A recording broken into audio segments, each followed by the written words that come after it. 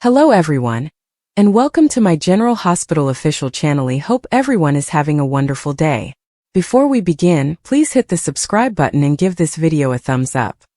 Sonny Corinthos stood in the dimly lit safe house, the flickering bulb overhead casting long shadows across the worn concrete floor, as the weight of the latest revelations pressed down on him like a steel vice.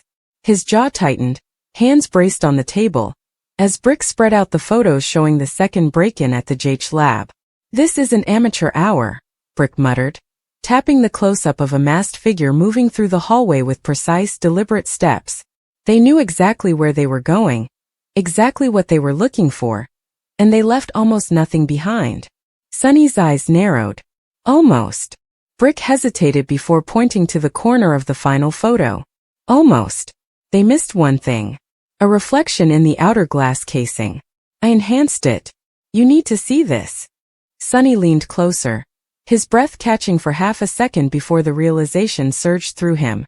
No, that's not possible. But it was. It was him, someone connected to his world. Someone who shouldn't have been anywhere near that lab.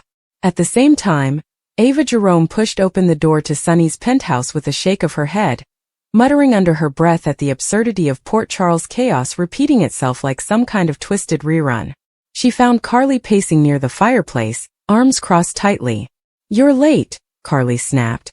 Ava tossed her purse on the sofa. "Oh, forgive me, Carly. I was busy trying to figure out why yet another lab at JH has been ransacked when supposedly everyone responsible for the last break-in was handled." Carly glared. "Handled? Handled? We didn't even know who did the first one." Ava pointed a finger at her. "Exactly. And now there's a second break-in? Someone wants something very specific, and that means somebody we know is involved whether we like it or not." Carly sighed, rubbing her forehead. "And Sonny's in the middle of it." Ava's brows rose. "Sonny is always in the middle of it." Meanwhile at GH, Elizabeth Weber tried to focus on her charting, but her hands trembled each time she thought back to the alarm blaring, the security lights flashing red, and the sight of the smashed biohazard locker. Finn approached her gently. "Liz, you okay?" She nodded, but her voice betrayed her unease. "This isn't just some random theft, Finn. Someone came back. They came back for something they didn't get the first time." Finn exhaled. "And that's what worries me. Because whatever they wanted, it wasn't medication, and it wasn't medical records." Liz hugged her arms around herself. "There's only one thing in that entire wing that's dangerous enough to steal twice." Finn leaned closer. "The experimental compound," Liz whispered. "And if that's in the wrong hands, Port Charles is in trouble." In the safe house, Sonny's voice dropped dangerously low as he stared at the enhanced image Brick placed on the table. "You're telling me he broke into GH? Why?" Brick shrugged. "I don't know, boss. But it's him." Sonny's chest rose with slow, controlled breaths. "Jason." The name felt like stone in his mouth. Brick cleared his throat, choosing his words carefully. "We don't know why. But this isn't something we can ignore." Sonny's jaw flexed. "No. We don't ignore anything that threatens my family." Brick waited before adding, "There's something else. Whoever broke in last night wasn't alone." Sonny turned sharply. "Who was with him?" Brick hesitated. "We're working on the enhancement. But whatever they took, it's already out of the hospital." Elsewhere, Dex Heller walked the length of the alley outside Pozzolo's, pacing with anxiety tight in his chest as Jocelyn stepped toward him. "Dex, talk to me," she pleaded. Dex shook his head. "I can't, Joss. Not this time." Joss grabbed his arm. "What happened?" He swallowed hard. "There was another break-in at the GH lab. Sonny thinks it's connected to the compound from the first one." Joss blinked quickly. "What compound?" Dex exhaled shakily. "The one we saw on the footage weeks ago. The one Jason was after." Her voice cracked. "You think Jason's involved again?" Dex's eyes darted away. "I think things are a lot more complicated than Sonny realizes." Meanwhile, back at GH, Anna Devane strode into the conference room where Jordan and Dante were examining the security footage from the second intrusion. Dante pushed back from the table in frustration. "There's no clear face. Whoever did this had the cameras timed down to the second." Jordan shook her head. "No forced entry. No alarms until they wanted them to go off. This is professional." Anna clasped her hands behind her back. Yes. And that's what bothers me. Whoever broke into that lab didn't want GH. They wanted something hidden in GH. Dante looked up at her. And you think it's connected to Pikeman? Anna lifted a brow. I think everything is connected to Pikeman. Night fell over Port Charles as Sonny's black SUV pulled up outside the abandoned warehouse where Brick had traced the stolen compound. Sonny stepped out, shoulders squared, hand instinctively brushing against the gun beneath his jacket. Brick whispered, "Heat signatures inside."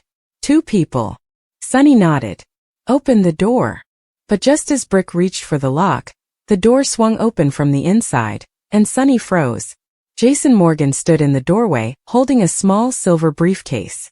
"Sonny," Jason said quietly, his expression unreadable. For a moment neither man moved. Time hung suspended between them. Sonny's throat tightened. "You broke into the lab." Jason didn't deny it. "We don't have much time. Something's coming. Something I can't stop without this." Sonny's hand hovered near his gun. "Then explain." "Now." Jason met his gaze. "Not here."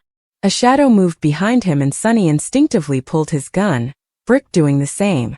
Jason shouted, "Wait, don't shoot." A woman stepped out from behind Jason, masked, dressed in black tactical gear. Sonny aimed directly at her. "Who the hell is that?" Jason raised his hands. "She's with me. She's not the enemy." Sonny hissed. "Everyone's the enemy until proven otherwise." The woman spoke with a calm, low tone. "If you shoot me, Mr. Corinthos, you'll never know what's inside this case.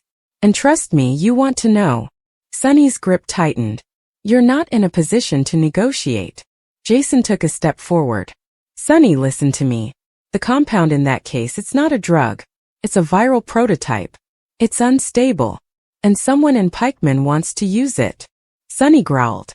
"And you didn't think to tell me this before breaking into GH?" Jason met his gaze without flinching. "I didn't want to pull you into this unless I had to." Sonny snapped. "Too late." Suddenly, gunfire erupted from outside the warehouse. Brick shoved Sonny behind cover. "We've got company." Jason shielded the woman as bullets sliced through the air, shattering crates and sending splinters flying. Sonny yelled through the noise. "You led them here?" Jason fired back at the attackers.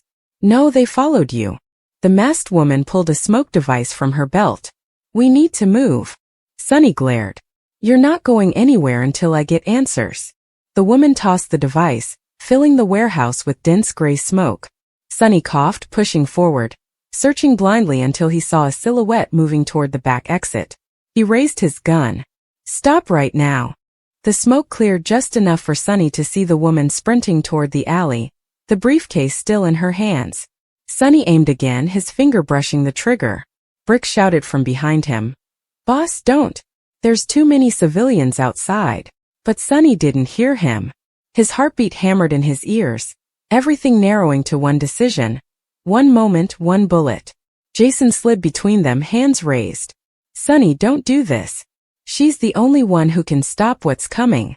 Sonny's voice was low, dangerous. "Step aside." Jason shook his head. "If you pull that trigger, everything we've done to protect this town, it's over." Sonny's grip tightened. "Move, Jason." Jason took a breath. No, Sonny's eyes closed for a brief second. "Don't make me do this." Sirens wailed in the distance, drawing closer. Dante's voice called out from the alley. "Police! Drop your weapons." Jason turned slightly toward his son's voice, and in that split second the masked woman dashed into the darkness, vanishing with the case. Sonny cursed violently, lowering his gun as Dante and Anna rushed into the alley, weapons drawn. "What the hell is going on?" Dante demanded. Sonny looked at Jason, betrayal etched across his features. "Ask him." Jason met his stare, silent. Anna stepped between them. "Sonny, Jason, enough. We'll sort this out at the station." Sonny muttered. "No, I'll sort it out myself." Jason spoke quietly. "Sonny, I didn't want it to come to this." Sonny turned away, his voice ice cold. "Too late. You just made yourself a target." Back at GH, Liz felt her chest tighten when she heard about the gunfight near the waterfront. Finn gripped her hand. "Liz, let the police handle this." She shook her head. Jason was involved. I know he was. And Sonny. Sonny will kill him if he thinks he betrayed him. Finn whispered. What if he did? Liz looked out the window toward the dark skyline of Port Charles. Then someone forced his hand. Someone who wants the whole city at war. Sonny returned to the safe house alone, slamming the door behind him. He grabbed the whiskey bottle, pouring a generous amount into a glass before he finally let the rage in his chest break loose with a guttural shout. He slammed the glass against the wall, shattering it. He chose them over me, Sonny whispered bitterly. After everything, he chose them. He paced the length of the room, fists clenched. Brick entered cautiously. Boss, we have a problem. Sonny didn't turn. We already have a problem. Brick swallowed. Yeah, well, it just got worse. We found out who the woman is. Sonny spun around. Who? Brick hesitated. She's ex-WSC. She's dangerous. And she has ties to pikemen. Sonny's eyes grew darker. Then she's dead. Brick shook his head slowly. She has something else, Sonny. Sonny gritted his teeth. What? Brick met his gaze. Information about you. Sonny froze. What kind of information? Brick responded quietly. Enough to destroy your entire organization. Sonny didn't blink. Then I'll get to her first. Brick sighed. And Jason? Sonny stared at the floor before answering. If he gets between us again, I'll pull the trigger. Meanwhile, Jason reached the edge of the old pier where the masked woman waited. She removed her mask, revealing haunted eyes. Jason whispered, You shouldn't have taken the case. She shook her head. If Sonny got it, he'd be dead by sunrise. Jason stepped closer. He thinks I betrayed him. The woman met his gaze. Did you? Jason inhaled deeply. If it means stopping pikemen, maybe I did. She touched his arm gently. Then we have a long night ahead of us. Jason looked back toward the city, voice low and raw. Sonny won't stop. She nodded. Then neither can we. And somewhere in the shadows of Port Charles, a new player watched the chaos unfold, smiling faintly as the pieces shifted on the board. Let them destroy each other, the voice whispered. Then the city will be mine. The air in Port Charles hangs thick with unspoken threats and unresolved tension, a perpetual fog of deception that clings to the city's skyline. In this world, secrets are currency, and trust is a luxury few can afford. The recent revelation of a second, more sophisticated break-in at General Hospital's high-security research lab has sent seismic shocks through the community, exposing fault lines in relationships and allegiances that were already perilously fragile. This isn't mere corporate espionage or a random act of vandalism. It is a targeted, personal assault on the very heart of the institution and the people who have sworn to protect it. The violation cuts deep, suggesting an intimate knowledge of the hospital's protocols and a brazen disregard for its safeguards. As the dust settles and the cold reality of the breach sets in, one man finds himself standing at a precipice, forced to confront a darkness he had hoped was behind him. Sonny Corinthos, the man who built an empire on controlled power and a personal code of honor, now faces a moment where that control is slipping, and that code demands a violent, definitive response. The trigger, metaphorical and chillingly literal, awaits his pull. The initial lab break-in was treated with grave concern, an alarming event that prompted tightened security and internal investigations. It suggested an external threat, perhaps a rival corporation or a criminal element seeking pharmaceutical leverage. But this second breach, coming on the heels of heightened alert, speaks of something far more sinister. An inside track, a persistent, cunning adversary who laughs in the face of increased guards and encrypted systems. The method was cleaner, more precise, indicating the intruder learned from the first attempt. They weren't just stealing. They were sending a message. They could get in anytime, anywhere. The list of potential culprits is a web of familiar faces, each with motive, each with means. It could be tied to the ongoing battle for control of Aurora Media, with Jasper Jax potentially seeing the lab's research as a weapon against his rivals. It could be a maneuver by the ever-opportunistic Cyrus Renault, seeking to destabilize the hospital's administration and its chief of staff, Britt Westbourne, as part of a broader play for influence. Or, most chillingly, it could point to a vendetta against the hospital itself, perhaps linked to the mysterious Peter August and the trail of chaos he left behind, suggesting his network of influence is far from dismantled. For Britt Westbourne, the pressure is immense and multifaceted. As chief of staff, the security of the hospital, its patients, and its research is her paramount responsibility. This second breach is a glaring failure, a stain on her leadership that the board will not ignore. It undermines her authority and opens the door for her detractors, like the eternally scheming Tracy Quartermaine, to question her fitness for the role. But for Britt, it's more personal than professional. The lab holds secrets that could be tied to her family's complex legacy, the legacy of the Cassadines and their history of manipulation through science. The thought that someone is pilfering that dangerous knowledge, potentially to resurrect old horrors or create new ones, is a nightmare that haunts her waking hours. She is forced into an uneasy alliance with Security Chief Marcus Taggart, a man of principle who distrusts the Corinthos' influence that often shadows the hospital. Their investigation is a race against time, parsing through digital footprints and witness statements, knowing the intruder is likely someone who walks the halls in a lab coat or a security uniform, smiling as they pass by. Meanwhile, the emotional fallout from the breach ripples through the lives of the hospital staff. Elizabeth Weber, a nurse with her own traumatic history tied to the hospital's secrets, feels a familiar sense of dread. The violation of a healing space triggers old anxieties, making her hypervigilant and pulling her closer to her romantic partner, Hamilton Finn. Finn, himself a doctor with a complicated past involving substance abuse and loss, throws himself into the investigation, his scientific mind obsessively reviewing what projects were accessible in the lab. Could the target be related to his own work, or to the long-term medical files of patients like his late wife? The couple finds their hard-won peace shattered by this new threat, their home no longer a sanctuary. Similarly, the ever-idealistic Patrick Drake and the pragmatic Robin Scorpio Drake, though their direct ties to the hospital are now more peripheral, are drawn back into the orbit of crisis. Robin's history with both the hospital and with Sonny creates a unique perspective. She understands better than most the dangerous intersection of medicine, family, and the mob wars that simmer just below Port Charles's surface. At the epicenter of the gathering storm, however, is Sonny Corinthos. For Sonny, the lab break-ins are not abstract corporate crimes. They are a direct threat to his family, the only thing he values above his own life and code. His wife, Carly Corinthos, is deeply enmeshed in the hospital's affairs, both through her friendship with Britt and her own business ventures. His children have received treatment there, sought refuge within its walls. The hospital is supposed to be neutral ground, sacred territory.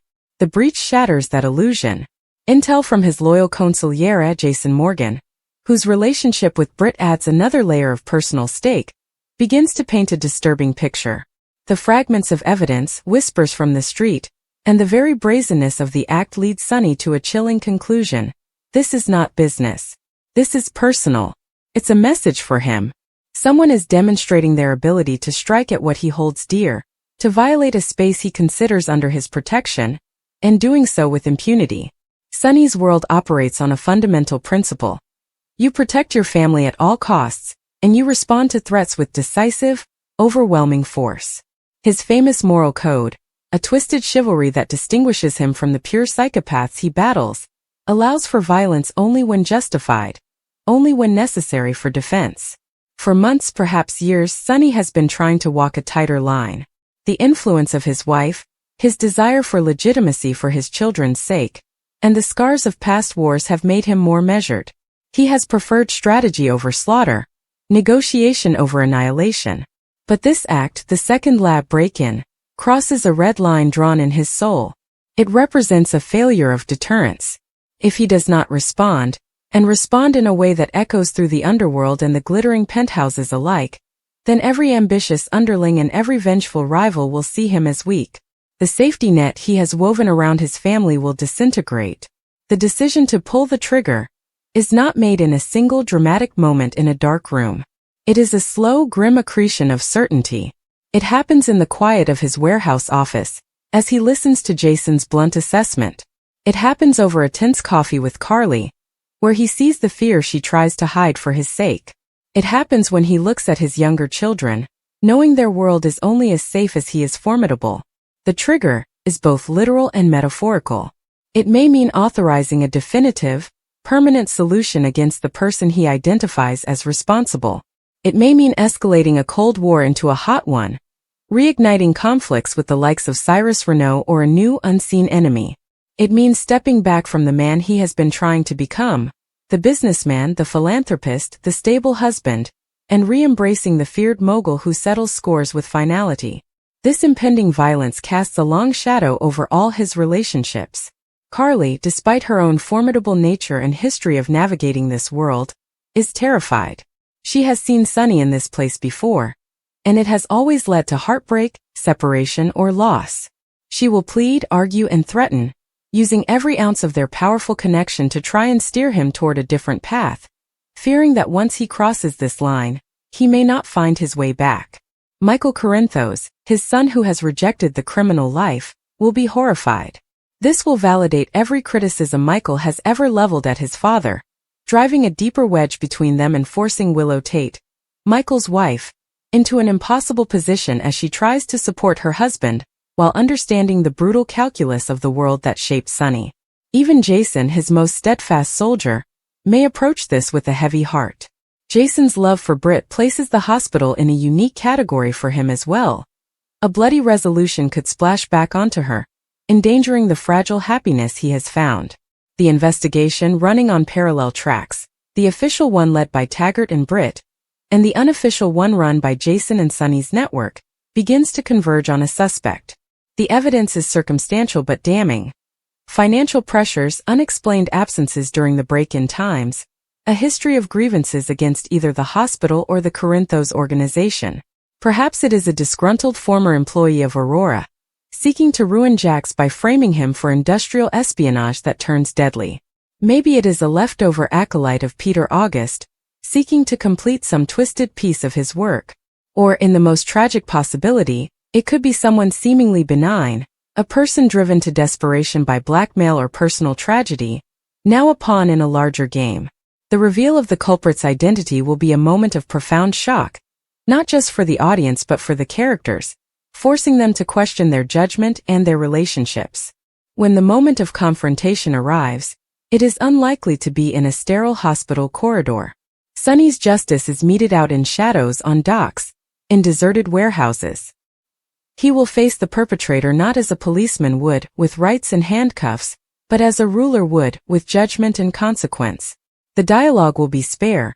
Charged with the weight of the violation, Sonny will demand to know why, not for the courts, but for his own understanding of the insult to his family and his domain. The perpetrator, cornered and facing the reality of Sonny's wrath, may break down, revealing a motive more pathetic or complex than simple greed or malice. They may be a desperate parent, a coerced addict, or an idealist who thought they were fighting a greater evil. This complexity is Sonny's curse. His code requires the punishment to fit the crime, but it struggles with ambiguity. Does he show mercy to a broken tool? Or does he make an example of them to ensure no one ever dares such a violation again? The act of pulling the trigger, whether it is a literal gunshot or a command that seals a fate, will change everything. It will immediately draw the attention of the Port Charles Police Department, particularly Detective Dante Falconeri, Sonny's own son, who is duty-bound to pursue justice regardless of the target. Dante will be torn apart, forced to investigate his father for what may be murder, creating a family schism that could dwarf all others. Commissioner Anna Devane will be pulled into the fray, her professional dedication clashing with her complicated personal history, with nearly everyone involved. Jordan Ashford will have to navigate the political fallout of a mob war erupting under her watch. The consequences will also be deeply psychological. For Sonny, the act may bring a cold satisfaction, but it will also distance him from the family he did it to protect. Carly will look at him and see the killer, not just her protector. Michael's rejection will be absolute. The younger children will sense the shift, the renewed tension, the whispers. Sonny may secure the safety of the hospital's walls but at the cost of the peace within his own home. Furthermore, the violent response may prove to be exactly what his enemy wanted. If the break-ins were a provocation designed to lure Sonny out of his semi-legitimate shell, to make him react like the old, volatile mobster, then the trap has been sprung. He may have eliminated a pawn only to reveal his position to the queen. In the aftermath, General Hospital itself will be a changed place. The increased security will feel more like a prison. The trust among staff will be eroded, with sideways glances and suspicions coloring every interaction. Britt's position may be saved by the resolution of the threat, or she may be ousted for allowing the situation to escalate to such a dangerous point. Relationships forged in the crisis, like the strained partnership between Britt and Taggart, may solidify into genuine respect, or shatter under the weight of differing morals regarding Sonny's extralegal justice. The second lab break-in, therefore, is far more than a plot device about stolen drugs or data. It is the catalyst that exposes the fragile ecosystem of Port Charles. It tests the limits of Sonny Corinthos's infamous code, pushing him to the very edge of his humanity and forcing him to choose between the man he wants to be and the man circumstances demand he become. It forces every character connected to him by blood, love, or conflict to choose a side. It reminds everyone that in this town, the line between healer and victim, between protector and predator, is perilously thin.